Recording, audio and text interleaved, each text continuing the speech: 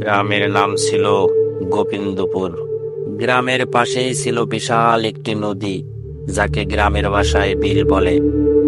বিলের এক পাশে দাঁড়িয়ে ছিল 200 বছরের পুরনো একটি বট গাছ। এই গাছটি শুধু তার বয়সের জন্য নয়, বরং তার নিচে থাকা পুরনো শ্মশানের জন্য বিখ্যাত ছিল। শ্মশানে প্রায় হিন্দু সম্প্রদায়ের মানুষ মৃতদেহ দাহ করত। দিনের আলো স্থানটি নিরহ মনে হলেও রাতের বেলা এটি ছিল এক ভয়ের রাজ্য। গ্রামের অনেকেই বলতো শ্মশানের এই গাছটির নিচে রাতের বেলায় ভয়ঙ্কর কিছু ঘটে। কান্নার শব্দ শোনা যায়, কখনো দেখা যায় ছায়ামূর্তি।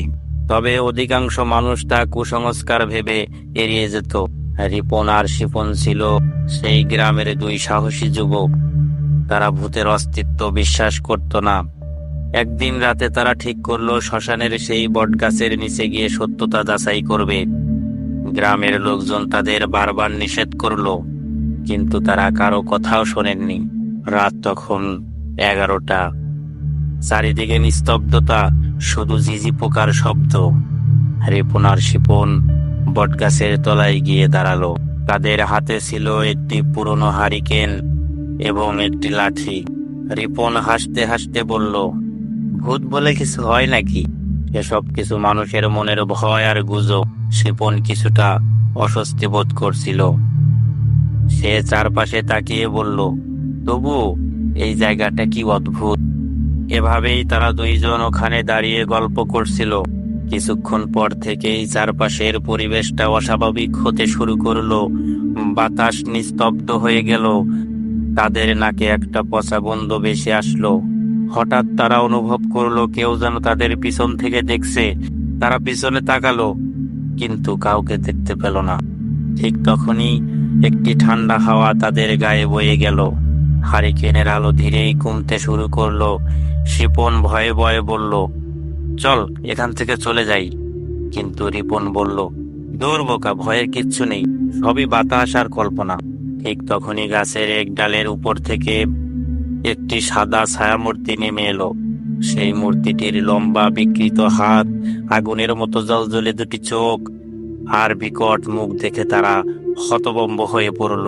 মূর্তিটি তাদের দিকে এগিয়ে আসতে লাগলো। শিপন ভয়ে তাদের দিকে একটি লাঠি ছুঁড়ে মারলো, কিন্তু লাঠিটি মাঝপথেই অদৃশ্য হয়ে গেল। মূর্তিটি উচ্চ স্বরে হেসে উঠল।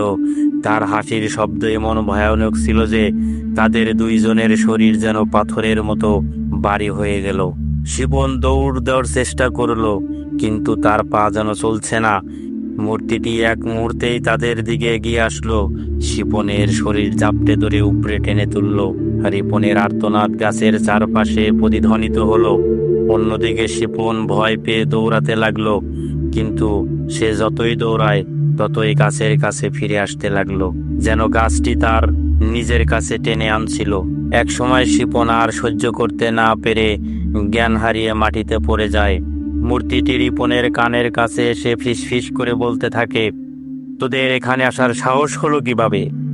তোরা জানোস না এখানে আমাদের বসবাস? আর রিপনও এগুলো সহ্য করতে না পেরে সেও জ্ঞান হারিয়ে মাটিতে লুটে পড়ে। পরের দিন যখন তাদের জ্ঞান ফেরে, তখন তারা তাদের নিজেদের বিছানায় আবিষ্কার করে এবং প্রায় 1 সপ্তাহের উপরে তাদের গায়ে জ্বর ছিল। এরপর থেকে কেউ আর দিনের বেলায়ও বটগাছের নিচে যেতে সাহস করে না। বটগাছটি শ্মশানের অভিশপ্ত এক প্রতীক হয়ে রইল।